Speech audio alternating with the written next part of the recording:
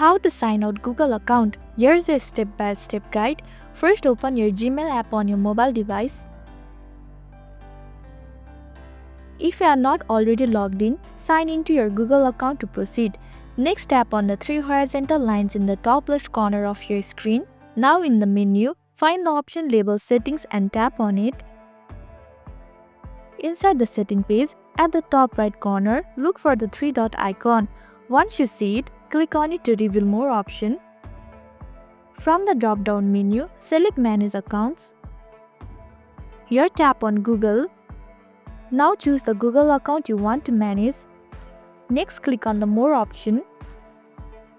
Lastly, look for the option that says Remove Account and select it. A confirmation message will appear. Hit Remove Account to confirm your decision. Once you click on it, you will be signed out of your Google account on your mobile device. That's it. You have now successfully signed out of your Google account.